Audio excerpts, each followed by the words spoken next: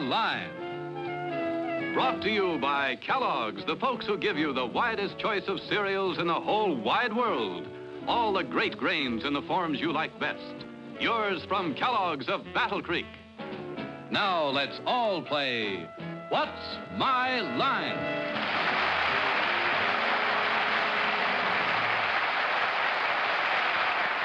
And now let's meet our award-winning What's My Line panel. First, the popular columnist whose voice of Broadway appears in papers from coast to coast, Miss Dorothy Kilgallen.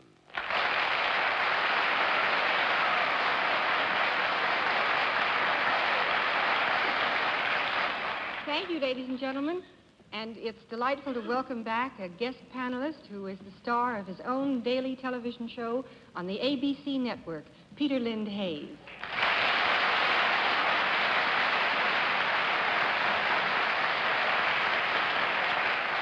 Thank you, Dorothy. And now it's my great pleasure to introduce a lovely lady that I'm quite sure you're familiar with, and I'd like to repeat it once more with feeling.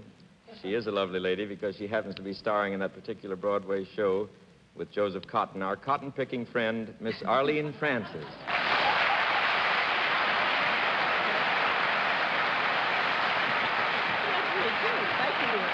Cotton-picking. Once in a while, we were accused of plugs on this show, and I just had one, didn't I? But that's not to be confused with our wanting to share a certain pleasure with you. And this particular one is a novel that I think is almost one of the most important novels of the 50s, written by John O'Hara and called From the Terrace, that I have just finished reading. And I'm very proud to be sitting next to the publisher of this book, Mr. Bennett, Cerf.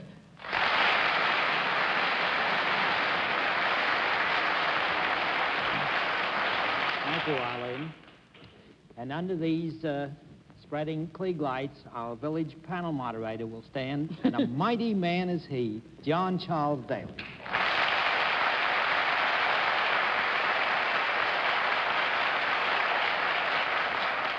Good evening, ladies and gentlemen, and welcome to What's My Line. I have some grand news for the panel. Something that'll please you mightily. You may now put your blindfolds on, or you can start to put your blindfolds on. This lady still has her gloves on over here. Well, we'll have a small wait of 25 minutes. When we get the gloves off, we'll put the others on. We're going to have some fun with the panel tonight because we've got some very interesting personalities and some very interesting occupations, and the two together should give us the winning badge tonight. They gave us a rough time last week. We'll also have a famous mystery guest before the panel a little bit later in the show, and we'll meet our first challenger after.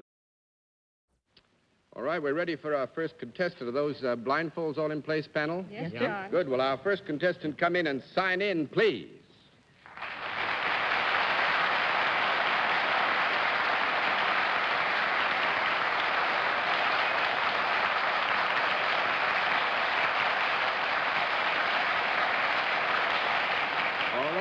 Panel, I have a small question to ask our guest. You familiar with the way we keep score? Yes, I am. In that event, let's let the folks at home and our friends who are here in the audience in the theater know exactly what your line is.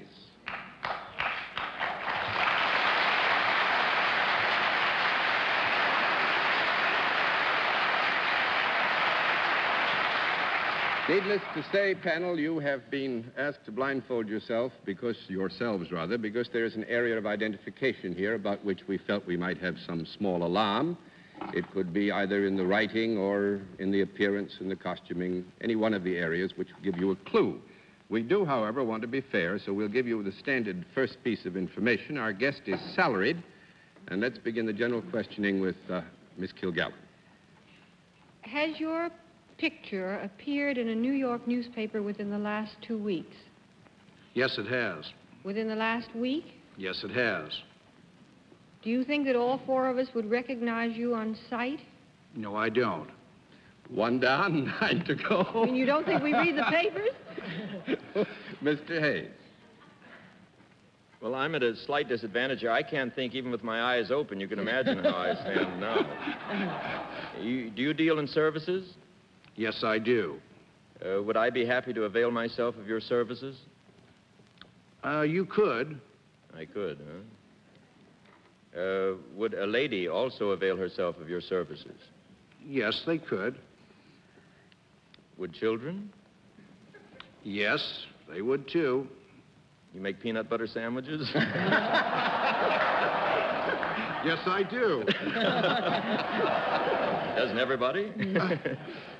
And you have been in the local newspapers. Was it nationally that you were in newspapers or just locally here in New York in the last week? Well, I think just in New York. Just in New York. Yeah, I was going to say that's a very difficult question to answer, yes or no, Peter Lind, Hayes. Well, what I was about to get at, does it have anything to do with the federal branch of the government? No, it has not. 2 down and 8 to go, Miss Francis. Since your answer to Dorothy and would we all recognize you on sight was negative, would it be correct for me to assume that you are not in any part of the theatrical world? Yes, that's right. Do you have anything to do with government? Yes, I do. Would it be, if it is not federal government, would it be state government? Yes, it is. Now, you do not sound like an Easterner. Would I be correct in assuming... Oh, I don't think so. He says do. He's faking. We will now have a small pause while we Well, all right. Separating the country from east, let's see, as far as... Could you come from someplace west of and including Chicago? Yes. Now, Dorothy, say you're sorry. I bet he went to a terribly good Eastern prep school. State government. Are you elected to office? Yes. You therefore work for a non-profit-making organization. Yes. Have you recently been elected to office? Yes, I have. Are you... No. Would you be at the top level in state politics, in state position?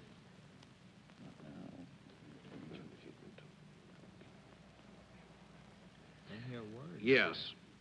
Would that be the governor of a state? Yes, it would. In your question, is our guest a governor of a state? You're trying to catch me. Obviously, if the election just took place, he isn't governor yet. Unless he's been reappointed. It could be Ribicoff. It's not Ribicoff. He's from west of Chicago. He doesn't have to be born in Connecticut. Well, Peter just suggests California. Brown. Is it governor to be Pat Brown?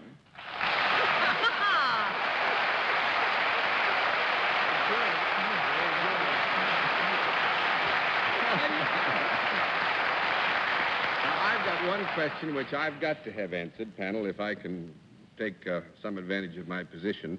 Edmund G. translates into Pat how?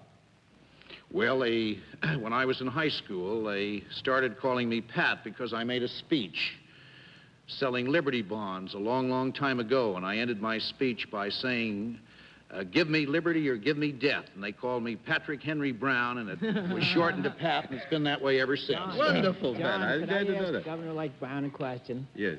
You made a statement, you were quoted, Governor Brown, as saying that you used the same methods in California that Averell Harriman used in New York. Now, how do you explain your being elected by a million majority, whereas Governor Harriman lost by 550,000? He used the method with the right people. I can't answer that question tonight. It'd take me too long. It's also... After the program. It's also, I think, probably, isn't it, Governor, if we may now use your coming title. I'm not used to it yet. No? Well, I think you're going to have a long chance to be used to it. I hope so. That's part of the drama, I guess, of politics, actually, isn't it? Yes, it is. I think the election night is probably the most dramatic episode in your entire life. Can we ask you another question about this election eve? You know, after the polls were all about to close, did you have fears about the outcome, or were you reasonably sure that everything was well in hand and that you were going to be elected? Well, I think a politician is always optimistic, and I thought that I would win, but I was prepared for losing, too. That's a good idea, too. Well, it's been wonderful to share a few minutes of your busy time. Thanks for being our guest. Nice to have you in.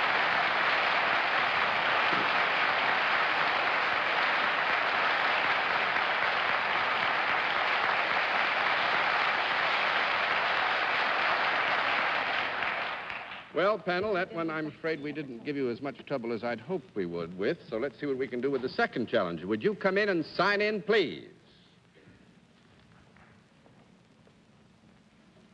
Count Vasco da Gama.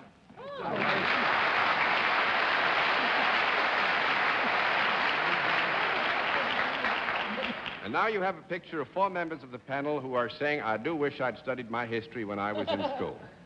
Where are you from, sir? I am from Boston, sir. Living in Boston? I live in Brookline. Live in Brookline, Yes, sir. Massachusetts. Good to have you with us. Mr. What should we call you? Count? Just call me Vasco. please. Vasco. All right. I meant Vasco the panel. Vasco da Gama. How do you do? And, panel, there you are. Come with me, if you will, sir. You know how we keep score?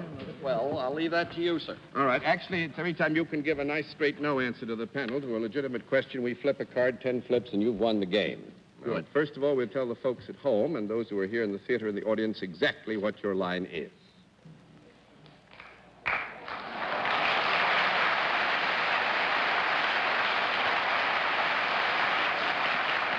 Now, to get some of the historical questions out of the way, I will announce instanter that our guest is the 17th in line in direct descent from the great Vasco da Gama who found the route to India, right? That is correct, sir.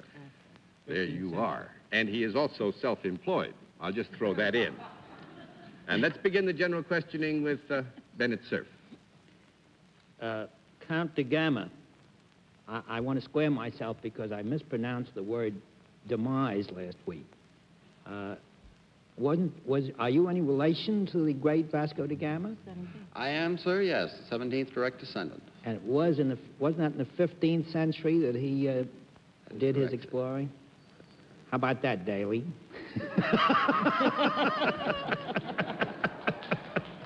Well, I had a cousin with the original. Where were you? I was there. You were there. Charlie. Count da Gama, does your work involve services? Yes, it does. Are these services performed sometimes in the Boston, Brookline area? Yes. Are they services that apply equally to both sexes? Or yes. See, I would say that, and I trust our guest will agree, that to the extent that either one of the sexes would care to take the benefits of the service which is available, they would get the same measure, shall we say, of satisfaction from so doing. I think I follow. Do people sometimes avail themselves of your services in groups of more than one? Yes. Do they come to you? Yes. Do you advise them or teach them or show them anything? We try not to. We're going to have a small cut.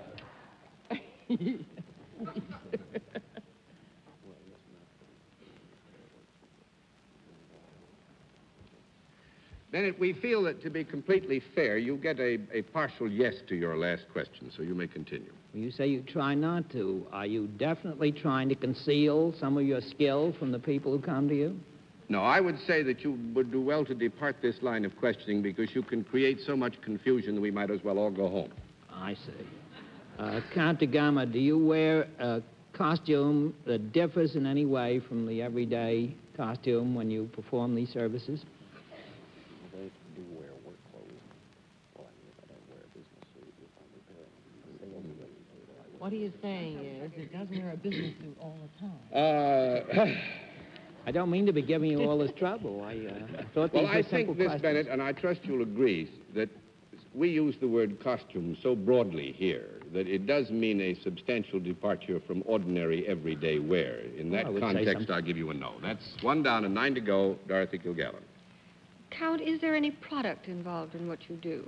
Yes, there is. Is it a useful product rather than a luxury product? I would qualify it as a luxury product. That's 2 down and 8 to go, Mr. Hayes.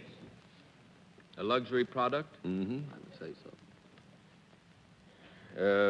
Would I enjoy the usage of your particular product? I hope so. Would my wife? Yes. Generally. Would my children? Yes. Peanut butter sandwich. Peanut butter sandwiches, we're back to that. Back to 2 slices. Does it have anything to do with something that you would find around the house? Yes. Would you find it? Find it around the house. Would you find it particularly in the kitchen as against any other part of the house? No, I don't. $3.07 to go, Miss Francis. Oh, it's a luxury product, isn't it? Count de Gamma, my family comes from Brookline, and I feel very badly that this is our first meeting, and I'd like to make it up somehow. So, may I ask you if this luxury product is a luxury product because it is costly? Partly. Is it anything that might be discovered on the person? No. No. $4.06 to go, Mr. Cerf. Count de Gamma, might this product be found outside the house as well as inside? No, it would not. Well, now, do you mean in the grounds immediately contiguous to the dwelling? That was what I meant. That's good. 5 down and 5 to go, Miss Kilgallen. Could I hold this in my hand? No. 6 down and 4 to go, Mr. Hayes. Would it be found primarily in the bedroom? No. 7 down and 3 to go, Miss Francis. Is it not a solid? 8 down and 2 to go, Mr. Cerf. It's a solid. It is a solid. Is it something that has permanent value? Yes, I'd say Yes, so. yes. Would it classify under the heading of some kind of art? No. 9 down and 1 to go, Miss Kilgallen. Would you imagine that anyone on this panel owns anything like what you have in the way of a product? I wouldn't know. That I don't know. Well, could you ask John? He would. He knows all about it, doesn't he? If the question is, does any one of you own this product, 10 down and no more to go, because Count de Gamma sells and repairs pool tables.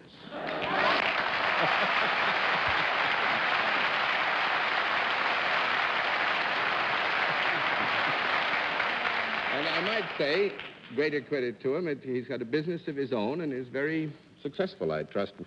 Completely successful with it. I'd be curious to know what he wears other than a business suit. Well, when he's repairing them, he wears work clothes. And he's playing de Gamma. And he's playing the gamut. Right. That'll be fine. Thank you very much, sir. Thank you, We sir. stuck the panel, and thank you for the help.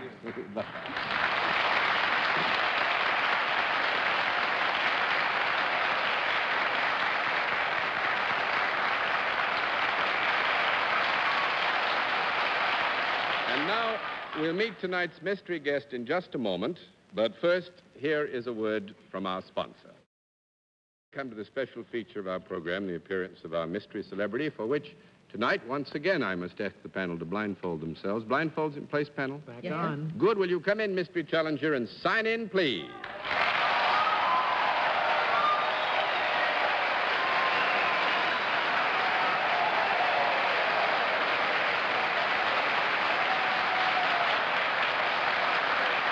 All right. Panel, as you know, in the case of our mystery challenger, we go to a different form of questioning. You'll ask one question at a time in turn, moving clockwise, and let's begin it all with Peter Lind Hayes. Well, judging from the reception you received, I know Elvis Presley's supposed to be in Germany. Are you Elvis Presley? One down and 9 to go, Miss Francis. Are you in any of the performing arts? Mm-hmm. What? Mm-hmm. Mr. Cerf, that's a yes. Yes. Is that a male voice that we're hearing? Mm-hmm. Mrs. Kilgallen? Guess it. Has tomorrow night any special significance to you? Mm. What's that? Mm-hmm. Mr. Hayes? What's opening tomorrow night? I haven't the Harry slightest Belafonte. idea. Oh, are you Harry Belafonte?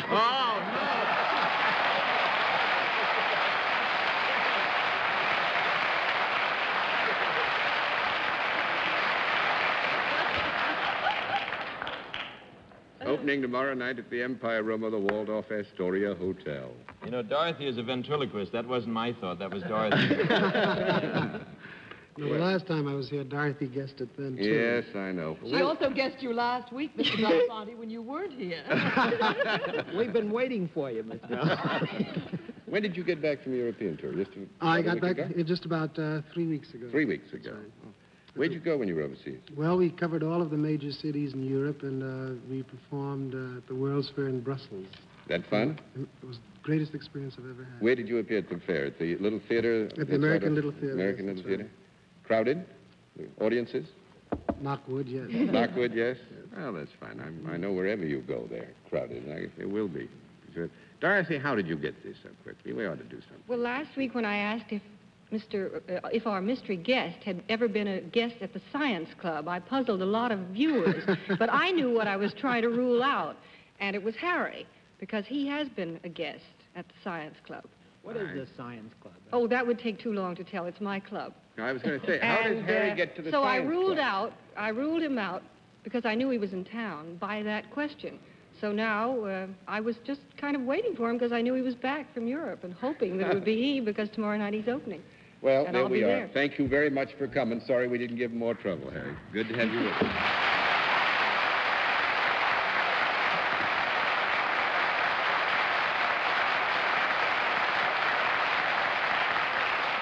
And we'll have another contestant after this word from our alternate sponsor. I think there's something I ought to share with you. I was kidding Bennett about his demise last week, and he said, go home and put on your chemise and leave me alone. Now, let's see what we can do with the final contestant. Will you come in and sign in, please?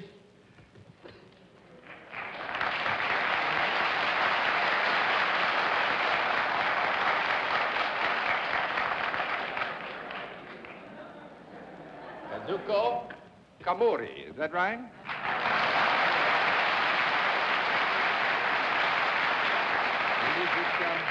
And is it Miss Kamuri or Mrs. Kamuri? Mrs. Kamuri? And where are you from? Japan. Whereabouts in Tokyo. From Tokyo. Fine. Mrs. Kamuri, the panel, Mrs. Kamuri, would you join me over here now, please? Do you know how we keep score, Mrs. Kamuri? I don't know. You don't know? Well, I tell you, every time the panel asks you a question that we can answer with a no, I turn one of these cards. When we've turned 10 cards, we've won the game. If they guess what you do before that, they've won the game. Now let's let the people at home and our friends here in the audience know exactly what your line is.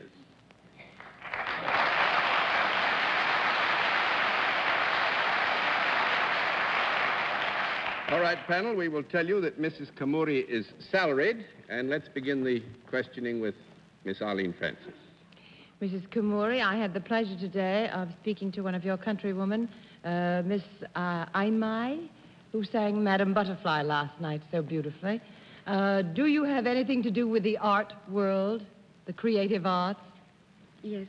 Yes? Is it a performing art? No. That's 1 down and 9 to go, Mr. Cerf. It's not a performing art, Mrs. Kamori. Then we can rule out Susie Wong and Flower Drum Song. Is that correct? Mm-hmm. No. Well, now, wait a minute.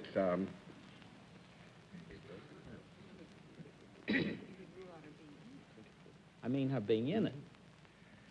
The original question having been clearly heard and its substance being fully understood, the answer is no. 2 down and 8 to go, Miss Kilgallen.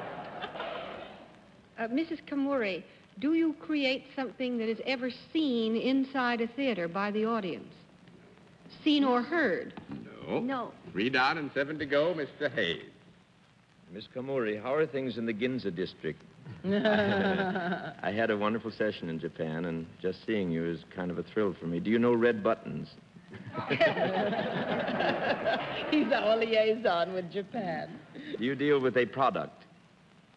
Is there a product involved with what you do? No. No. No That's product. 4 down and 6 to go, Miss Francis. Do you want a conference? Have you got an idea? Well, I don't know. Do you use either a pen or a brush in your work? Sometimes, yes. Is there anything to do with design? Design, No. Arlene? She writes little songs. Yes. Is she a coach of any kind? Coaches the football team, you mean, in Tokyo? No, I thought you might No, coach I'm afraid acting. not. I'm afraid we're going to run out because of you would time. see that in flowers. You're not even close. I think you would have been in time. Mrs. Kamuri is a movie critic. She is the Luella Parsons of Japan, actually. really? Yes. And Mrs. Kamuri, thank you very much for being our guest. We thank the panel. Would you say good night to the panel?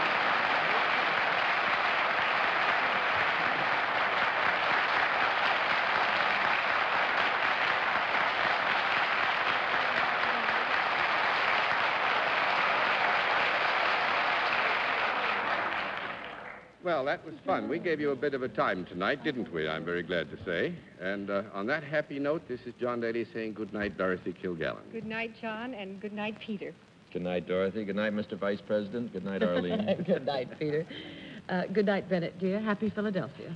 Give my love to Mary when you get home, will you? Oh, give your love Mary to all. who? And I now know how Bosley Crowther should dress when he reviews pictures for the Times. Good night, John. Good night, Bennett, and thanks for being with us on What's My Line? Transportation for contestants on What's My Line is arranged by United Airlines. What's My Line is a CBS television network production in association with Mark Goodson and Bill Topham.